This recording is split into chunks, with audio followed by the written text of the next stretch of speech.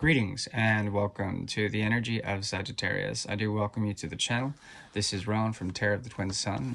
Tarot of the Twin Sun is a functional division within the Order of the Twin Sun. Today we'll be using the quantum field and the quantum triangle to divine and triangulate through a 6-card spread, a way to translocate from timeline to timeline in order to produce the effect of ascension. For the energy of Sagittarius, Jupiter and the 9th house are open for business. We'll be looking into far-off galaxies in order to understand through the quantum field what's going on in terms of ascension for the energy of Sagittarius. Before that, we'll be doing a bit of karma, some karma reading for Sagittarius, and we'll get started now. I do wish you well. I do thank you for tuning in. Please take only what you will in terms of the content and use your discernment accordingly. The projective quality of Sagittarius allows for a great deal of wisdom and insight through higher forms of knowledge that are not beholden to logic and the trappings of the mind. There's something about the philosopher, the sage, and the seer, the rishi, the pandit that is through the 9th house, the guru. And often the types of information that come to them are ideas. They're not just thinking. And with this possibility of great expansion when it comes to one's own particular philosophies, truth emerges. And the 9th house is ruled by truth through the expansion of Jupiter. This is like knowledge systems that come naturally to the element of fire. So we're going to go ahead and look at the karma for now. The 9th house is open. Please take only what you will. I do thank you for tuning in. Okay, so the underscoring energy is Venus in Scorpio. Scorpio being very strongly indicated here. Scorpio season moving into, oh, by the way, happy birthday, moving into the 9th house, speaks about the seven of cups. Okay, so dealing with the veil is going to be something of a trial or a tribulation for you. There's going to be very deep, intense dreams and a weaving of the material world in order so that it aligns to some sort of mystery. Okay, this mystery will allow you to be very polarized and to be very charged with the occult, with the secret information that comes through the ether. This allows you to witness also something in terms of a new earth or a new beginning in terms of promises. The thing is that you wouldn't know where to place your bet, where to hedge your bet when it comes to what really comes out of it in terms of expectation. You may find that that Maya in general for this month will be illusory, but it will inform you on the great polarized intensities, the ionization of dreams.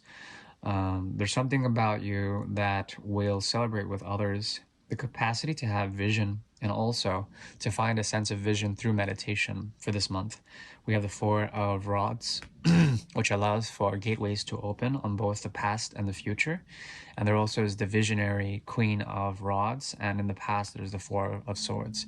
Now, where you're coming from karmically is the 4 of Swords. There's a need for deep spiritual withdrawal, meditation, and rest. And as you go through the path of rest and meditation, a form of dhyan, Gyan will naturally come to you. This is like information that comes from the ether. It comes from a pure and a retrofitted space, I want to call it, okay? And this allows for the platform to emerge. Right now, you're on the platform to manifest a great deal of the doors of perception, and the chapters are there. You can read from these doors, these different chapters, from the book of perception, and it allows you to have clairvoyance for the time being. You're able to see the future, and the future is definitely going to be a future of the future. It's not going to just be like, within the next 4 months or within the next 8 months. It's going to be the ability to see within years or perhaps lifetimes into the future. That's what's being gifted, because the solar activation of your first house, it allows for pure insight and for this insight, this enlightenment to be encoded into you, and to, in effect, your very presence will allow for this vision for other people to see into great and distant futures for truth and realization. Okay.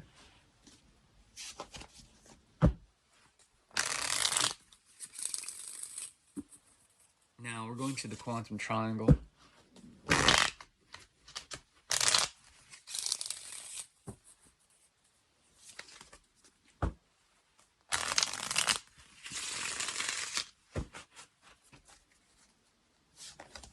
It's 5 total.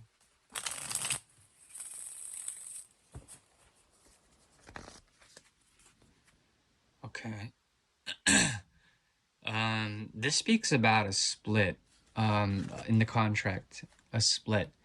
There's an insight here that is delivered to you from afflicted Mercury as well. Yeah, big time afflicted Mercury. It has to do with your left side and right side.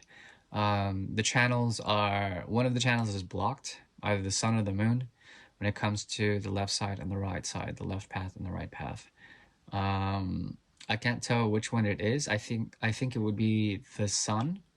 So your moon channel is very much activated for December, but the solar channel, the Ida, as opposed to the Pingala, when it comes to Ayurvedic understanding of things, Vedic understanding of things, there's a need to bring in harmony, and it's through the solar energy that you will find it, but it's an occulted solar energy.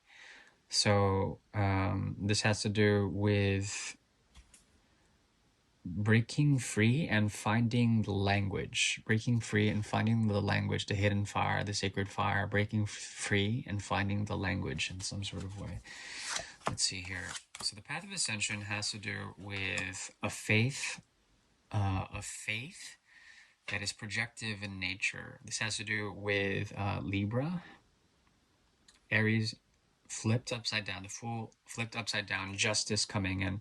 This is the axis of the 1 and 7. Conflict and resolution is here, but it's different.